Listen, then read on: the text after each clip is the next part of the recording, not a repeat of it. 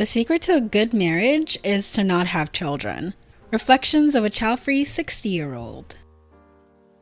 Hey everyone, welcome back to Lives on Reddit. Don't forget to subscribe to be a for lifer. I was born in 1960, over 60 years ago. Growing up, I never thought much about having kids.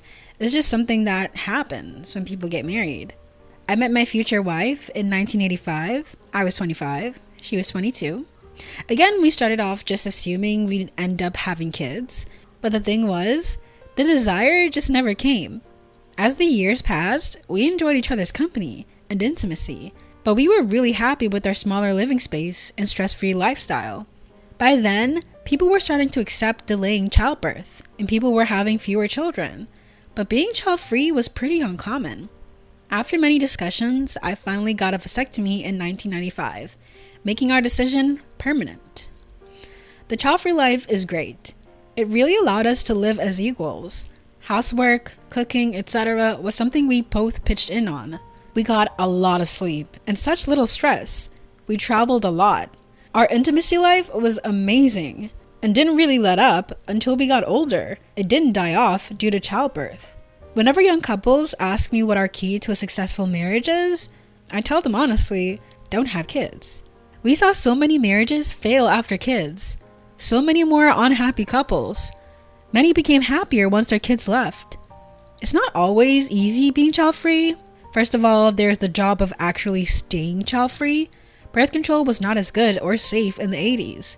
My wife had 3 abortions in 1987, 1989, and 1995. We were young and dumb. Also, the majority of our friends had kids, and we ended up drifting apart. It can be hard work finding new friends with a similar outlook. It was not a normal choice. All in all, we have no regrets about anything. We were still in love, intimate, and doing things we like. My hope is that being child-free in the future is less and less stigmatized. Thanks for reading. Thank you. One of the concerns I have is not so much about who will look after me when I'm older or about how my life will be in my 30s and 40s, but just how I will feel in my 50s and 60s. I'm happy to hear about positive experiences. At that age, a lot of people's lives revolve around their adult children and also grandchildren. Maybe I'm in the minority, but I have 3 child-free aunts in their 70s and 80s, so I grew up knowing child-free was an option, and how liberating it could be, especially for women. My aunts all live in their own homes, but get weekly visits from several of my cousins, and I as well as their siblings. One aunt has a very active schedule with gym classes and coffee or lunches with friends. One aunt, until health got in the way, was a frequent traveler and generous shopper or gift giver. The other aunt is an introvert but a happy hobbyist, spending most of her time making art. They all have rich lives and interests, as well as the disposable income to enjoy it. Hey, I also have a child-free great aunt. She's in her 70s and my absolute role model. She traveled extensively, speaks 5 languages, and is currently very involved in sports, yoga, and volunteering. She was also a doctor in an age where women were definitely not encouraged to be anything other than a housewife. She's happily retired now, and has enough money to care for herself, although she'd never need to because we all love her so much. All the firstborn women in my immediate dad's side of the family are child-free. My oldest cousin on that side hasn't had kids. My auntie on that side didn't, and the most surprising to find out was that my great auntie, who had no kids, was child-free by choice. She passed away a few months ago at 94, and she was in a home at that point, but mostly for company and because she was so tiny and frail. I've been told that because her husband worked away for long periods of time, it was basically have kids and raise them mostly alone or carry on working. She picked her career.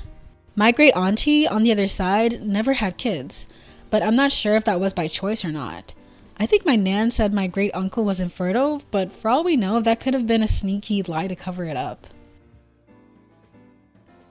Some advice to child-free couples: do whatever makes you happy.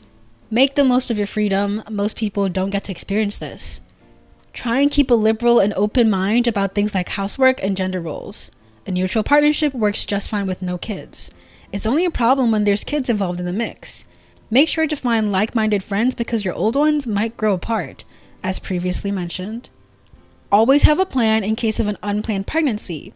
Our first abortion was very much a surprise. We planned what if after, and they were much smoother. Sterilization is the best birth control. Do you have any advice for single child-freers that are looking for a partner?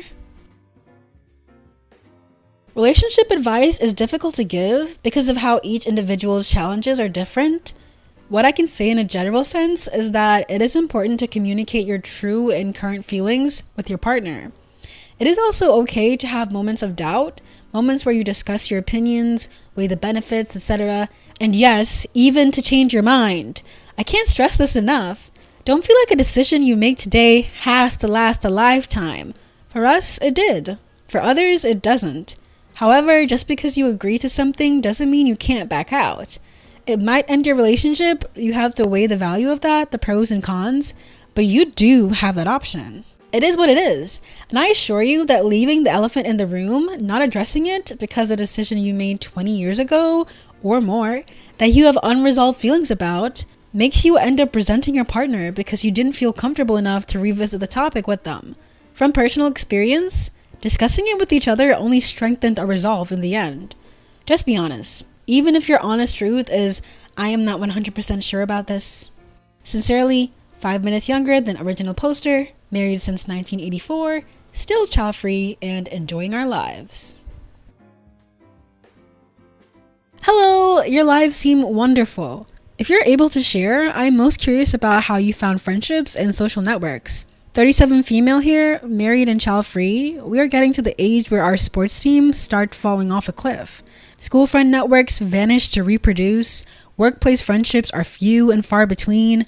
We try to stay friends with the married with kids, but it's tough when they're less in common every year.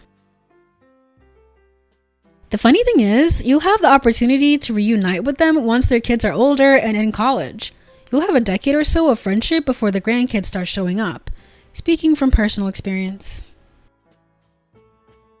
Thank you for this. As a happily married 38-year-old female, I am one of only 2 people in my social network, not including my husband, who hasn't had kids.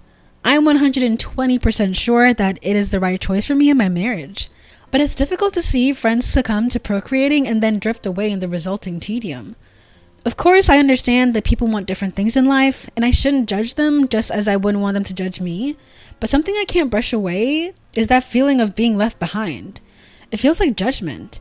At the same time, I know I have zero maternal instinct and should not have kids ever, even if just to fit in. No joke, a woman I know gave this as her stated reason for wanting children. I literally cannot grasp why anyone would want children at all. I don't understand it. It feels like some kind of deficiency on my part. Deficiency or not, I'm owning it because I know not doing so will ruin at least 3 lives. So I try my utmost to stay close with my parent friends, knowing that they might come back around in 18 years or so. I hope my husband and I make new child-free friends in the interim. Thanks for reaffirming my position. In my opinion, a lot of marriages fail because people expect things to change for the better when X happens. Whether X is the wedding, a job, a promotion, a child, a car, an amount of money, whatever it is. When it doesn't, they feel let down, disappointed, resentful, perhaps even betrayed. And usually that feeling is directed at their significant other. In my opinion, the key to happiness is being happy with what you have, not being afraid of change, but rather embracing it when it happens. Even if it means you have to do more, eat less, have things that aren't as nice. Change happens. It's how we react to it that defines us. Prepare for change.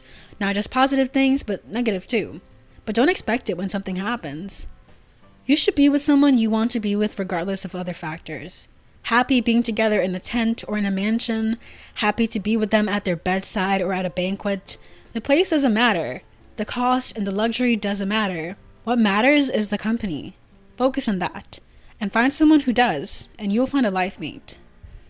I'm always happy to see success stories. Life is so full of disingenuous people who don't know how to really be happy.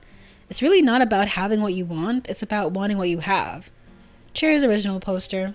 Here's to a life well lived. May there be many more years ahead for you and your partner. Whoa, whoa, whoa, whoa, whoa, whoa, whoa, whoa. Don't leave. Subscribe.